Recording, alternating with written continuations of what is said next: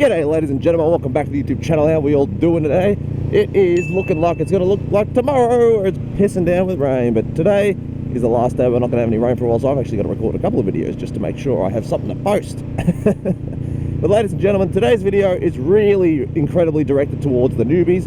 It's a question that I had when I was starting out motorcycling. That's how to fill up your motorcycle tank correctly and all that stuff. Now look, I'm not going to be just at the station doing that. I did want to make sure there was a little bit of motor vlogging in there for the other viewers who do enjoy a little yarn and whatnot from your boy. But today, that's pretty much the topic, and then I'm going to have another video ready tomorrow, which is back to your regular scheduled programming. But mainly because I also had this question when I started riding, and there wasn't any good videos about the said topic when I was looking for it, which is okay. Like, not every video is on the internet, but we're just going to sneak our way over here because we can fit through this gap. But we're heading on out of the petrol station now, and ooh, gunmetal grey, very lush. That was a Focus RS. I'm sorry, I like that car. It's my favourite little hatchback at the moment. But we're heading on down to the petrol station because there are some people, like myself when I started riding, who had this question and just looking for some answers. So if you guys are getting a bike and you're not quite sure how the filling up section works, fear not, son or daughter. I will show you in this video today how to do it. It's very simple stuff, all right? It's not entirely the same as a car, although it's not too far off either. Now, if you have a bike like the FTR 1200 and you bought that as your first bike, which we can't do in Australia, but I know some people might do that in America, this video won't work the same way just because of the way the petrol tank in that bike works. You're going to have to really baby the fuel in. It's one of the only downsides of that motorcycle. You have to sort of trickle it in. So it travels. That bike specifically has a V-shaped petrol tank, but this video is more so towards the people who have normal motorcycles, normal motorcycle tanks. You know what I mean? And if you are curious about what happens with the FTR, and because you don't have one, or you're just wondering what the hell I'm talking about, the FTR's petrol tank, due to its shape, if you just fill it up like a normal motorbike, you'll actually make it overflow really quickly. You have to sort of let it settle and then continue, and then let it settle and then continue until it's full. Otherwise, she just don't behave like normal. Wow, it has got a lot of traffic in this area. Good thing I'm going to the petrol station. Oh boy. I mean, it is 4 PM, so I expect nothing less at this time of day. So, petrol station is just down the road. This is the first and most important thing. Now, if you have a motorbike without a fuel gauge, you should have a little trip calculator thing on there, or whatever the hell it is, trip reader, let you know how far you've gone. It's important to know just how far your bike's average range is, so you know when to fill it up. So, I know the older bikes, you just reset the old kilometer odometer thingy-mabobby. I forget there's a proper name for it. And just make sure you keep an eye on it the whole time you're worrying about filling up your motorbike. So hopefully the old mate who doesn't like me isn't working today, so I can fill up this bike without any dramas, and we'll go into it. So, number one, pull up to the petrol station, get up to your fuel. I only use premium in my motorcycle. It's not too bad. Alright? Specifically with the Honda Rebel, you got to turn the bike off, open up the tank. Bob's your uncle. Grab your fuel thing, and then gently insert. And then wait for the people to unlock the bike for you. The fuel thing for you. Oh, I like this bloke. He's going to let me do it. So, start off not full power. You sort of want to go halfway, right? Because otherwise you hear that click. So I don't go all the way in. I hold it just a bit shy. And you hold about a third or a half of the actual trigger on the petrol thing. And just let your bike fill up nice and slowly. If you go too fast, you will sputter and get fuel absolutely everywhere. See, look at that. Nice and easy. And then when you get to the top, just sort of gently let this bitch settle. If you hold your fuel thing all the way, you're just going to make a mess. Kind of like that. Now, a lot of the bikes these days do have an overflow thing, so if you do that, it's not going to go everywhere. But, bam, see? Nice and gentle. That's what that little drain hole's for. Close your tank, and Bob's your uncle. Alright, let's go pay, and then I'll get back to the video. And look at that. Bam, you filled up your motorcycle. Now, I know this video is going to seem real... Come on, Nathan, what the hell are you doing? But believe you me, there are people, much like how I was when I started riding, that have no idea about this stuff and are a little bit concerned about it. So look, on the Rebel, you go this, hold your other one, bam, trip A's reset. Now, I don't have to do that, but I do it anyway, even though I never check it, just out of a habit, because I think it's a good habit to have, and I don't really want to lose it. So if I ever buy, say, a Ducati, they don't have fuel gauges. And most leader bikes don't have fuel gauges.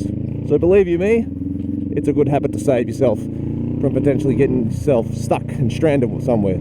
So my bike who rode the R1 My bike who rode the R1. Now that is a sentence, if I've ever heard one. My mate who bought the R1, the one that I rode in that video, he came for a visit after he changed his fairing, so he changed it from the blue R1 colours to a black and white one. He left my house, called me about 5 minutes later and goes, Nath, I need help, I've run out of fuel. So I had to go buy a jerry can's worth of fuel and fill it up for him, which I thought was quite funny. Because, like, come on, man, you should be checking your fuel before you go for a ride anywhere. But obviously he did not. He goes, I thought I had enough because the fuel light came on and then it literally turned off immediately. I was like, ah. So, look, when it comes to filling up your motorcycle, I like to do it when I get about halfway. I know you don't have to do it about halfway. It's just out of habit for me at this point because, actually, it's a school time. I'm not going to go all the way down that way. That's going to be a nightmare.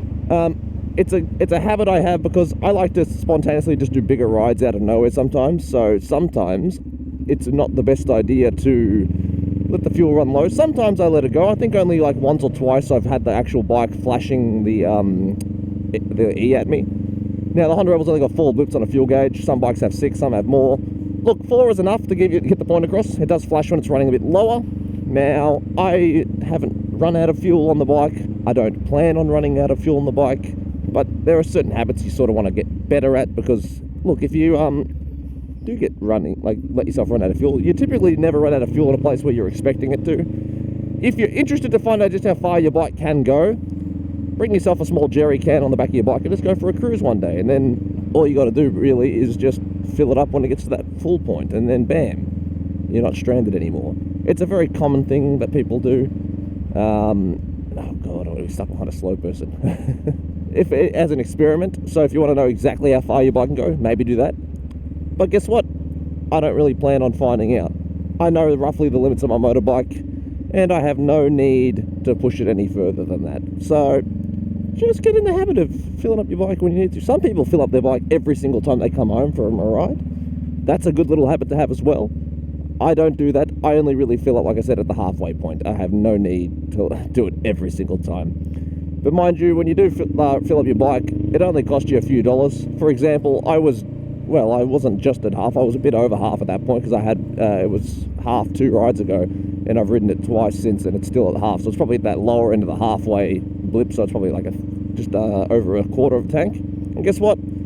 It cost me $8 to fill up that bike. Wow, I know it's devious. How do we do it in this day and age with all these expenses, man? Motorbikes are definitely the way to go for fuel economy, especially these smaller engine bikes. They just keep on going. But dude, it's a habit I recommend you guys get into.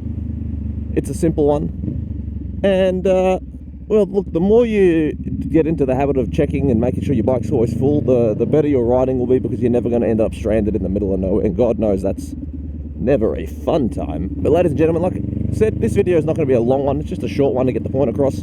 I did want to do a little bit of talking on the other side, because like a video just filling up is only going to be like 10 seconds long. So I wanted to make sure I get at least a little bit of video in there. You know what I mean? Has to make it. I have to have some content for the people that enjoy watching my stuff.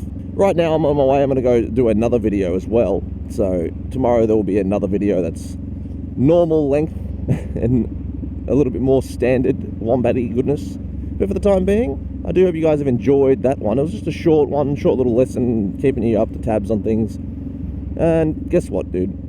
As a newer rider, never be afraid to ask yourself stupid questions. Because look, a stupid question's only stupid till you get an answer. But the thing about a stupid question is you only have to ever ask it once.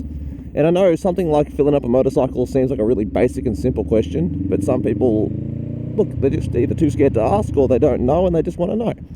And I'm not going to shame anybody for wanting to learn, okay? I know I was like that once. I didn't know where to look. I looked everywhere on YouTube to do it. And there's videos about it. But guess what?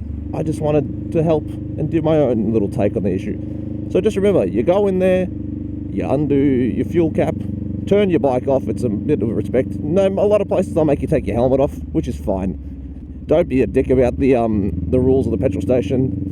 That one I go to all the time. That bloke who helped out today, he's seen me millions of times. That's why I was happy. Only one guy there makes me take my helmet off. Bastard. But you know what?